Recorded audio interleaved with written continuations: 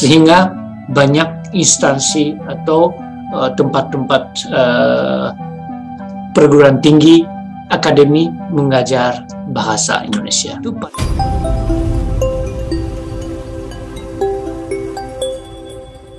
Ternyata bahasa Melayu di Jepang, ya, pembelajaran bahasa Melayu di Jepang itu sudah dihapuskan dan digantikan dengan bahasa Indonesia.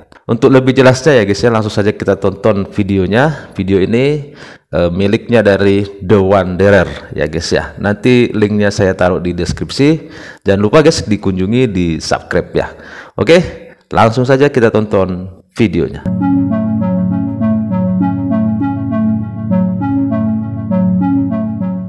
Hello Wanderers, dalam pengajaran bahasa Melayu di luar negeri, orang Malaysia seringkali mencampur-campurkan dengan bahasa Indonesia. Dan ini mengakibatkan orang Melayu Malaysia menerima informasi yang tidak tepat.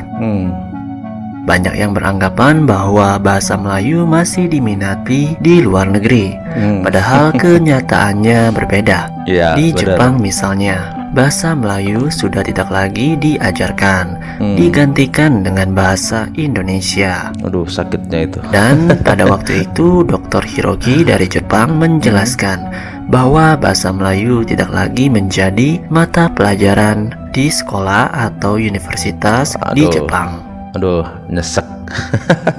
Kenapa doktor memilih bahasa Melayu Malaysia bukan bahasa Melayu Indonesia? Soalan daripada Hajar Zuraidan. Silakan doktor, kalau doktor boleh kupas jawapan. Selalu seperti itu ya guys ya, kalau orang-orang Malaysia ini ada penyebutan Melayunya gitu ya, Melayu Indonesia ya.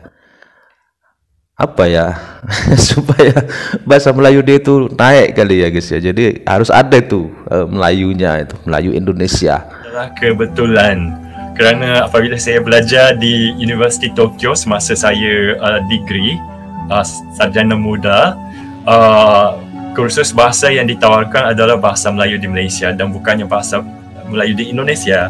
Tetapi di Universiti Tokyo sekarang tidak ada bahasa Melayu lagi. Mereka menukar kursus bahasa Melayu kepada bahasa Indonesia sekarang. Jadi saya tidak tahu berapa tahun lalu yang perubahan ini berlaku, tapi sudah lama mereka tidak mengajar bahasa Melayu.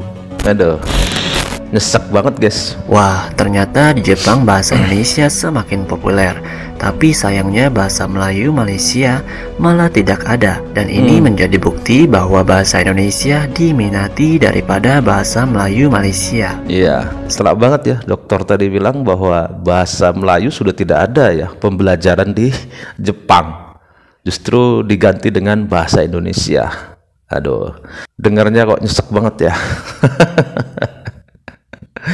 Tapi ya, seperti yang tadi saya bilang ya guys ya, orang-orang ini kan lucu ya. Masa bahasa Indonesia selalu saja ada di depannya tuh kata-kata Melayu. Ya bahasa Melayu, bahasa Indonesia gitu ya kan. Seharusnya. Video menarik nih dari profesor asal Jepang Mikihiro Moriyama. Begini katanya.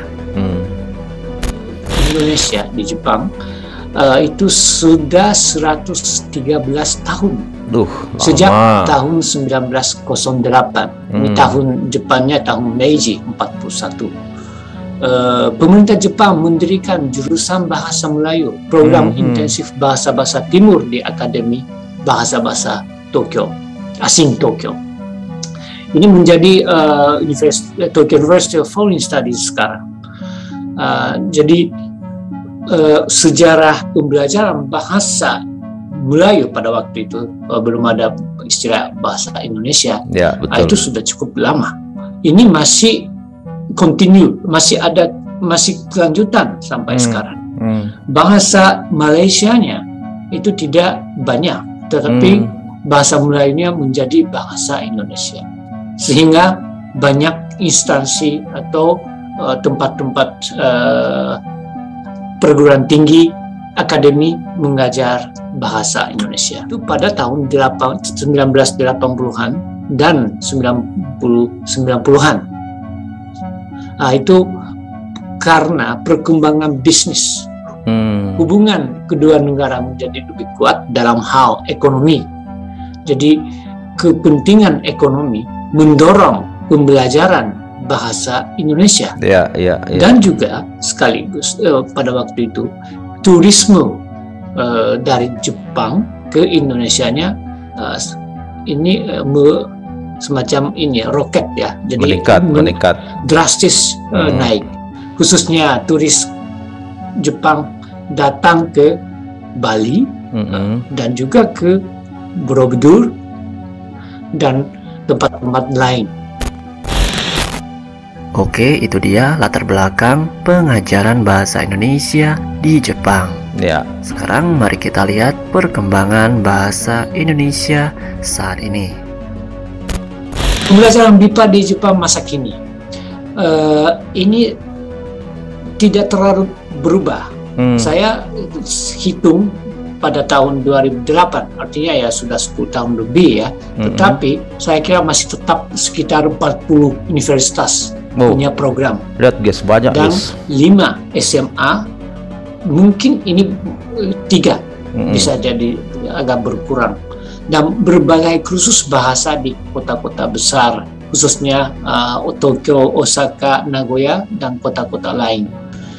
Acara TV bahasa Indonesia pernah ada tahun 2005 dan 2008, tapi sekarang ini lagi istirahat. Yang katakanlah kita bagikan 2 kategori. Satu major, artinya yang utama, program mahasiswa yang mengambil program sebagai program utama. Itu ada 9 program di Jepang. Maksud saya ada 9 universitas itu mencoba menghasilkan atau mendidik mahasiswa belajar bahasa Indonesia intensif secara khusus seperti Fakultas Foreign Languages, jadi International Culture, Languages, dan hubungan internasional. Dan pendaftaran mahasiswa per tahun itu kira-kira kalau dikumpulkan di jumlah itu 200 sampai 300 orang. Banyak. Ini cukup banyak kalau dibandingkan dengan negara-negara lain. Sedangkan kalau BIPA sebagai mata kuliah pilihan, 37 universitas membuka program sebagai mata kuliah pilihan pembelajaran bahasa asing kedua atau malah ketiga dalam kurikulum. Biasanya 2 sampai 4 semester mereka harus belajar. Begitulah Sobat Maju, saat ini minat bahasa Indonesia semakin meningkat. Data dari Profesor Kyoko Funada beberapa waktu yang lalu menyebutkan bahwa bahasa Indonesia diajarkan di 75 universitas atau institusi akademik di Jepang, dengan jumlah mahasiswa yang mempelajari bahasa Indonesia mencapai 3.500 orang. Dan ini bukti bahasa Indonesia semakin mendunia. Inilah ya bentuk kebanggaan kita sebagai orang Indonesia, bahwa bahasa Indonesia ini semakin dikenal di seluruh dunia. Dan sekali lagi saya katakan guys, saya yakin bahwa bahasa Indonesia akan menjadi bahasa internasional dan akan diakui oleh PBB untuk menjadi bahasa yang ke-7. Semoga ini segera terwujud ya guys ya. Kita dukung terus, kita bantu doa juga ya supaya ini benar-benar menjadi kenyataan. Oke, sampai di sini dulu guys ya videonya. Semoga video ini bermanfaat. Terima kasih sudah menonton. Tetap semangat. Salam sukses buat kita semua.